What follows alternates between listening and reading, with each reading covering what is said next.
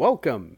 Today I am away from my bookshelf because it is suspiciously empty at the moment, and it's not very suspicious. The reason it is all of my books are next to me, and simply speaking, my desk that I film off of isn't big enough to hold all my books. So we're here today. Anyway, the reason that I wanted to do this video is because I sometimes do a series I call Under the Covers, where I take a look at what the actual physical makeup of a book is, what the chapter layout is like, what the art is like, how well put together it is, just stuff like that. And I thought it would be cool to talk about what I look for in a game book, right? So you may notice during this course of this video that I will be shitting on World of Darkness quite a lot. Remember, I love World of Darkness. The book design is just generally terrible for the classic ones. Okay, so without further ado, let's get started. First and foremost, let's talk about the cover. Does the cover portray the idea behind the game? Right? Is the title well visible on the spine and the front cover? Does the back cover describe what's happening in the game? So, for instance, Vampire. What the hell? Look at it. Look at it. So, based on the cover alone, you see the title Vampire the Masquerade. If you didn't know anything about this, the cover doesn't help you. All right? And sure, the title is very readable on the spine. On the front, though, the word vampire is kind of hidden in there. On the back, it only says a storytelling game of personal horror, second edition, and then a quote, but not a quote from within the game book. Right? Another example from World of Darkness that does a lot better, I think, is Wraith, as far as the cover kind of giving an idea. You have the chains, it's very dark and edgy. The back kind of talks a little bit about what the game is, but it's really like weirdly pretentious and just a bunch of questions like, still feel the passion that won't let you rest? And so what do you do? Just all over the place. The actual wording on the cover is also hard to pick out, though not on the spine, which is a little easier. Let's see, just a couple more, I promise. So, Dungeons and Dragons, generally across editions, do pretty good jobs of portraying, it's an adventure. It's a game about exploring dungeons and killing dragons, as you could guess by the title. The new ones, the 5th edition, the font is very easy to read on the spine. The colors don't clash with each other. It's very great. On the back, it doesn't tell you what D&D is. It just tells you that in the book, it's rules for character creation and advancement, backgrounds and skills, exploration, combat, equipment, spells, and more, blah, blah, blah, blah, blah. D&D immerses you in a world of adventure. Explore ancient ruins and deadly dungeons. I eat my words. I'm sorry. It does tell you, so looks like D&D 5 is perfect in terms of cover. All right, just one more. Just one more, maybe. And nope. Sorry, I've got this big pile. All right. So, actually, yeah, so, Fate, you can see, it kind of gets across the idea that it's, a weird generic system. Colonial Gothic, close, but no cigar. See, Colonial, clearly, but Gothic? No. It doesn't show anything on the cover about, magic or the Elder Gods or anything, which is a big part of the game. But on the back, it at least, describes it for you. All right. Number 2, the artwork. Is the artwork consistent? Is it good? Does it give an idea of the game? Does it inspire character ideas? Or is it just randomly dispersed throughout it? This is a huge thing for me. Take Changeling, for example, where a huge portion of the artwork is just character portraits. Just character portraits. That doesn't help anybody, right? The images that they do show are somewhat helpful, but not quite, right? Let's look at Starfinder as a much better example. Hold on. Sorry. So Starfinder does a great job of this, right? So the artwork isn't always consistent, but at least it's consistent within its own chapter. So I've found 3 different art styles in here. There's the one for the character creation choices. There's another one for items and starships. And there's a third one for just images scattered throughout. You can tell they got different people to do it. But it's not jarring and it's not like distracting. Whereas it very much is, at least in my opinion, in World of Darkness books, where they just randomly scatter different art styles. D&D 5th edition kind of does the same thing, but it comes across as more surreal than obnoxious to me. So one of the most interesting ones, and one of the ones I recommend for the artwork alone, is D20 Modern. So inside, yeah, the artwork isn't amazing, but every time there's artwork, it's related to something on the page, and it tells you in easily readable text what's happening in terms of game mechanics, usually. You know, sometimes it's just a picture like this one, sample submachine gun. No, I'm not going to show them to you. I do not have a scanner. Right? Troy makes a perform stringed instruments check, and it's a picture of him playing the guitar on the page with the perform skill. That's awesome. That is something more games should do. You can read through D20 Modern and get an idea of not only how to visualize what's going on in the game, but also a good idea of what might be a good idea to have happen in the game and some good ideas for characters. Okay, moving on. Built-in settings. Once again, just like the last time, D20 Modern comes out on top for me, right? So I love built-in settings. I actually hate it when a book doesn't include its own setting. I'm looking at you, Pathfinder, which is my favorite role-playing game of all time. It has this intense, elaborate setting, but pays lip service to it in the core rulebook rather than actually giving you an idea of what it's like.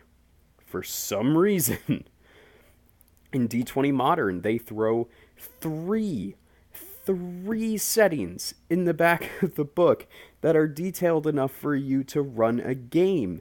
Several games. It's great. Starfinder, Paizo fixed its shit. They put the setting in the back of the book where it should be. World of Darkness. This is what I was talking about earlier.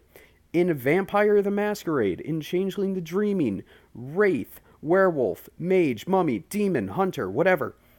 There's a massive section on lore, a lot of which is super unnecessary, right in the front of the book before character creation, before anything. If you're lucky, the game you're reading will have rules in front of it, like just, you know, the basic rules, like how the storyteller system actually works. Which I think is important and should come, character creation, I feel, should come first in a book. After the basic explanation of the rules, you go basic explanation, character creation, advanced explanations of the rules, and then setting. Setting last. It's the least important part of the book, at least in my opinion. And World of Darkness pisses me off so much with that, because whenever I try to introduce new players to the game, I'll forget to warn them, and they'll start reading through the rulebook and be like, oh my god, do I really need to memorize all of this? Changeling the Dreaming has a lexicon in it, so a list of words you'll need to know for the game. That's over 90 words long. Pointless. No one is going to use those. Okay, I'm sorry. How about other rulebooks? When reading through your rulebook, does it make extensive use of giving you, or rather, hinting at information that I might be able to buy from you in another book? World of Darkness? Screw you. Okay, I love you, White Wolf. I love your games. I love the Onyx Path games. But I don't want to read through Wraith the Oblivion and in character creation go, oh, do you want to know more about your guild? You should buy our guild book. Why would I be mad about that? Because they already published the damn book. Right? They knew they were going to publish the Splat books. They had plenty of room for the information in the core rulebook. How do I know this? Because they had plenty of room for unnecessary setting information. Right? Along those same lines, let's talk about Dungeons and Dragons. Another one of my favorite games, well, not 5th edition, but Dungeons and Dragons in general. I don't like 5th very much. All right, let's look at this. Sure, you don't actually need the player's handbook. Whoops. The Dungeon Master's Guide and the Monster Manual, all three of which, by the way, weigh in at $49.99 US. Or is it $49.95? $49.95 US. Yeah, I read that right. Okay, so the reason I have a huge issue with that is that, sure, you can run mostly out of the player's handbook, but it's not enough information. I mean, why would you play Dungeons and Dragons without magic items? Why would you play with such a limited supply of monsters? Right? Other games have shown us that all of that information can fit comfortably into one big book. Right? Pathfinder, my favorite game, isn't much better. At least the player's handbook for D&D has some monsters in it. The Pathfinder core rulebook, which is a combination of player's handbook and Dungeon Master's Guide, doesn't have any monsters in it. No, you need to buy the bestiary. So the core rulebook and the bestiary together will cost you $100 USD, which still saves you $50 over Dungeons and Dragons. But why would I want to pay $150 for full access to the world's most popular role-playing game?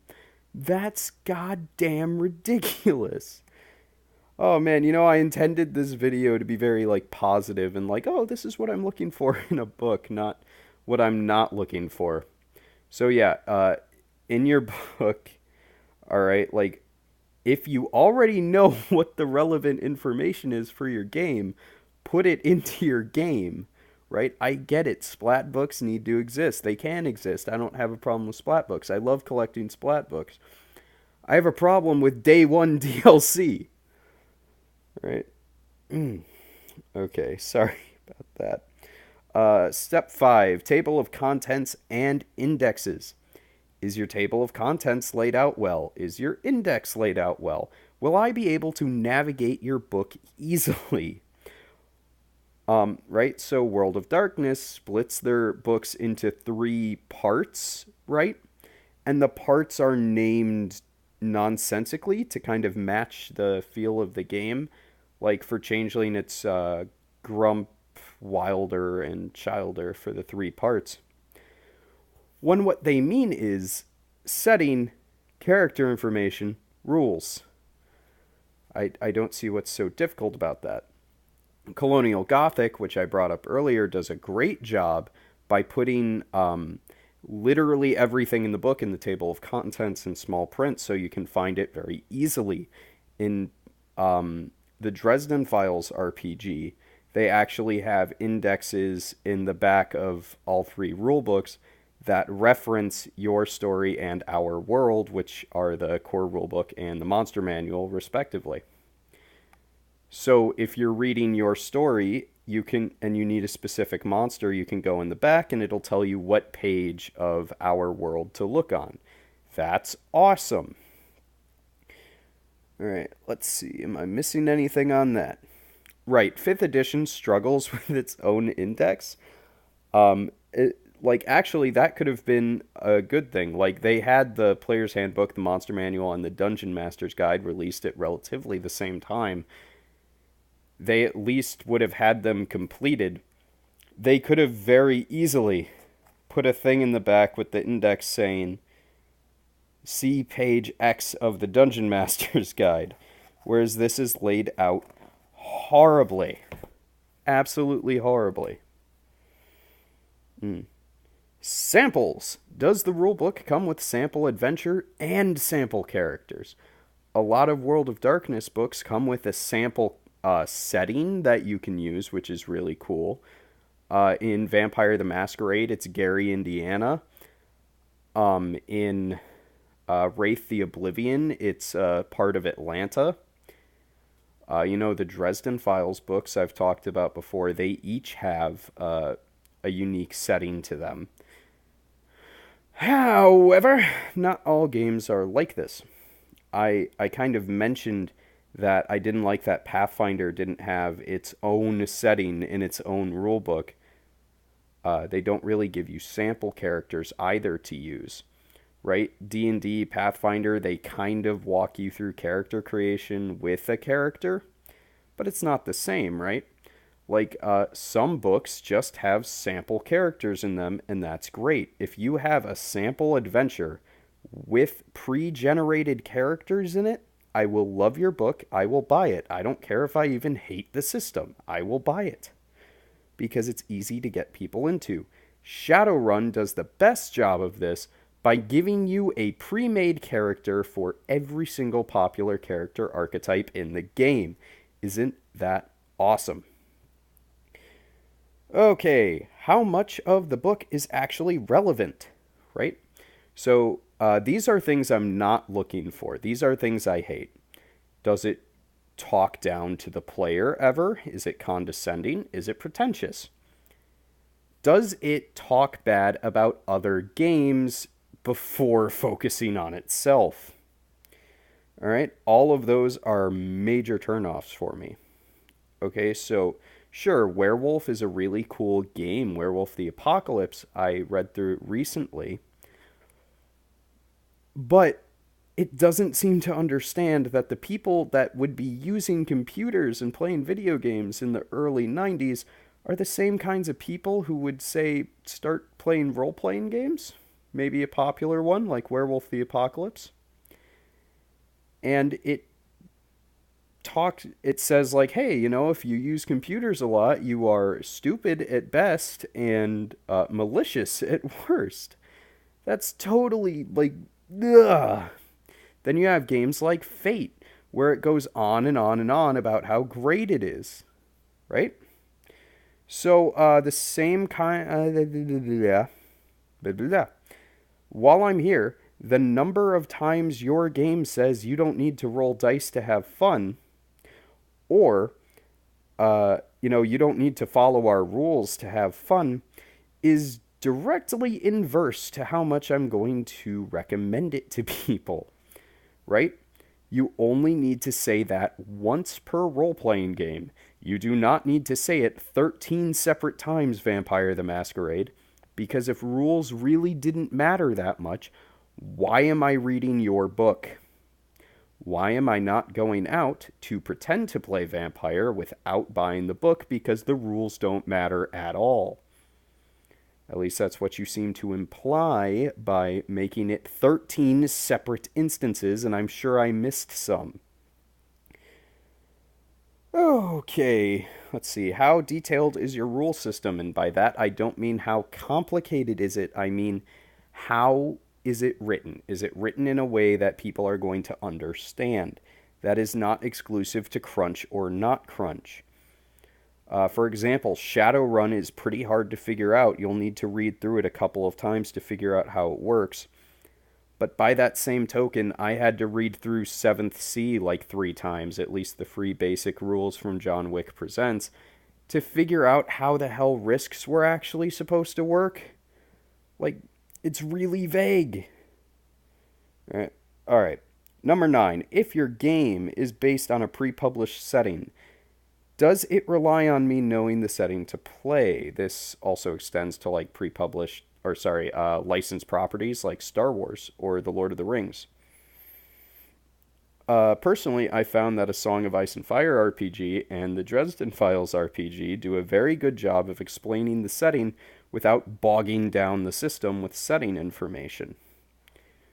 Right? That's actually kind of impressive considering that their sole marketing value is, people knowing about the property.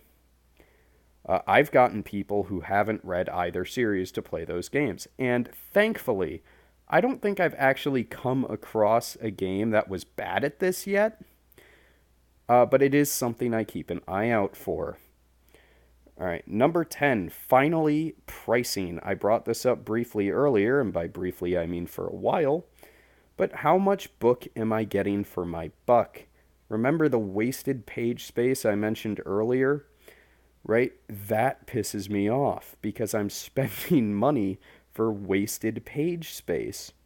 RPGs are expensive. I want to get the most value I can out of your book, and I am going to buy the physical copy to help support your company. Make it worth my while. Right? If I see you're taking more than a page to crap on other systems and talk about how great you are, you don't need more than half a page for that. At most, a paragraph would do. Right? If you have gratuitous artwork, like artwork that doesn't need to be there, especially full page, that's going to make me mad. Right? Especially if it's bad artwork. Like, why? Okay. I've surpassed 20 minutes, and that was way more angry than I intended it to be. But what do you think? What do you look for in your game books rather than the systems itself necessarily? Right? How do you grade them? And remember, at the end of the day, don't pay $150 for a role playing game. Buy it used. Thank you very much for watching and have a fantastic evening.